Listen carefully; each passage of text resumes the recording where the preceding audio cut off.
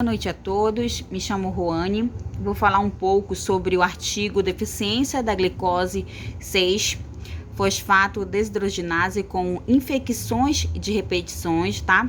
Relatos de caso.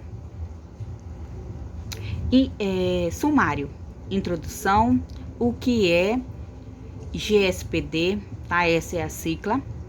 E qual sua importância, como é a deficiência, quais os locais acometidos, quando surgem os sintomas, tratamento e agradecimento. Introdução.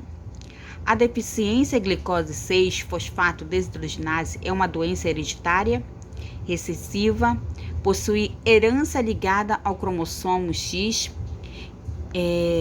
tem como a principal manifestação a anemia hemolítica.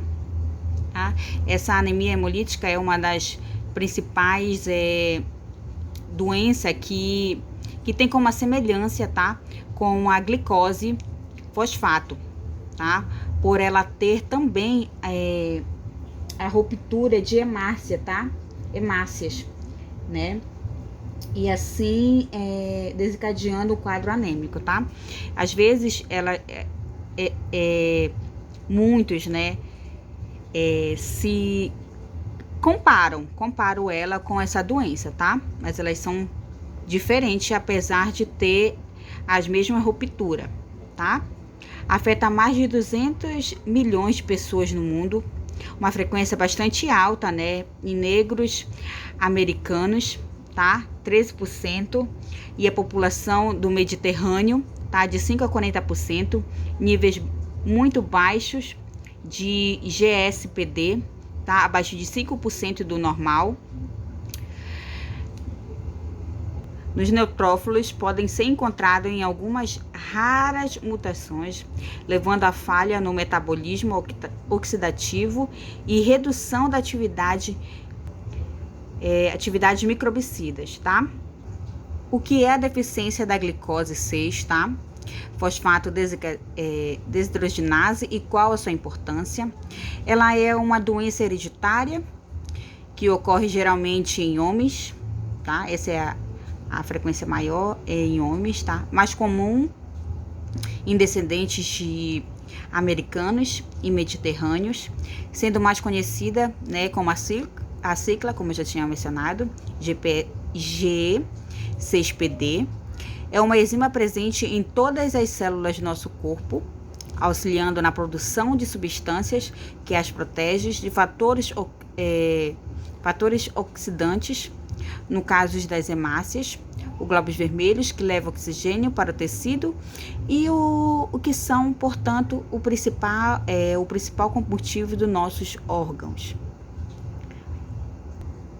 O que é deficiência? Né?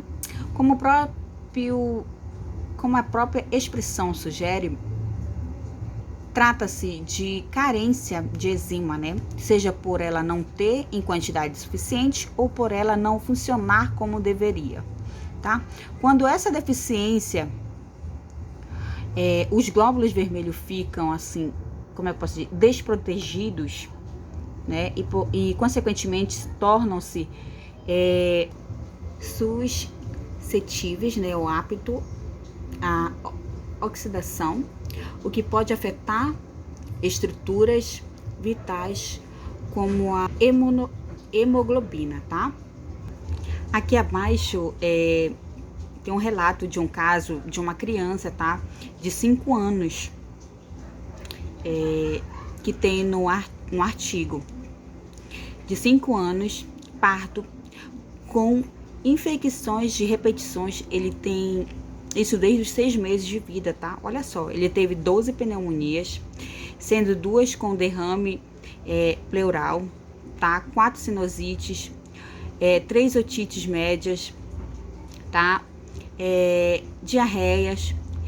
E com tudo isso, ele necessitou ser internado 8 vezes, tá?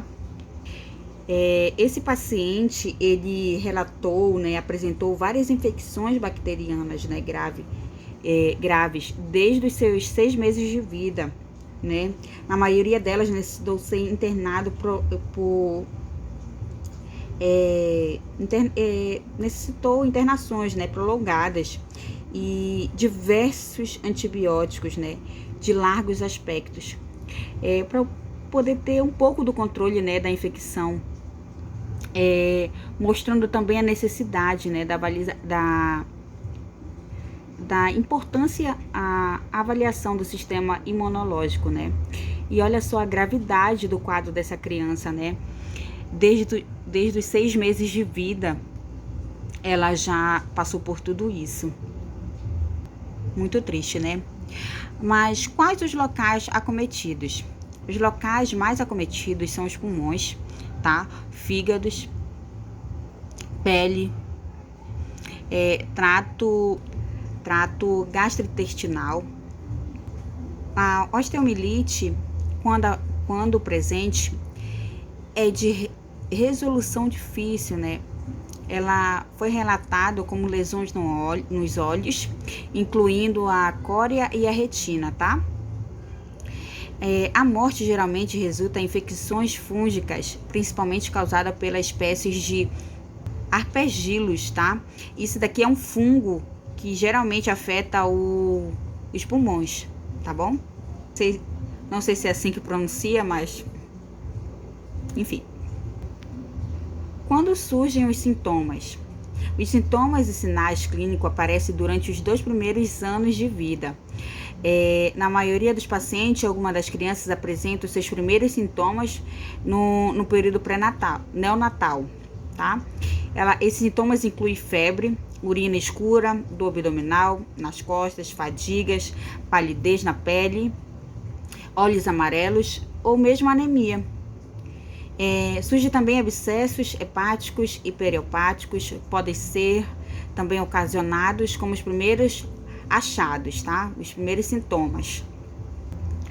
Bom, o tratamento em si, ele não há um tratamento específico ou uma cura para a doença, tá? A baixa quantidade de enzima de GCPD irá acompanhar seu portador por toda a vida. O que deve ser feito, na verdade, é evitar algumas drogas oxidantes, né, e infecções, alimentos, como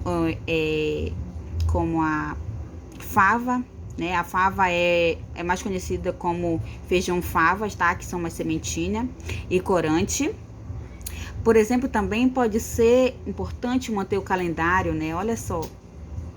É um exemplo muito, muito sério, né? Que muitos deixam a desejar a questão do quadro de vacina, né? Das crianças. Né? Quantas crianças estão aí com essa deficiência no acompanhamento da vacina, né? Tá? O calendário de vacinas em dia, comunicar aos médicos sobre a deficiência e muito importante ter uma lista em relação aos remédios, tá? Que não deve ser administrado. Tá? Nessa lista, ele relata muito paracetamol e a dipirona. Tá, gente? Então, esse foi um pouco do que eu pude passar para vocês, do meu entendimento nesse artigo, tá? Eu agradeço muito a todos, desculpando qualquer coisa, tá? Tenham todos uma boa noite.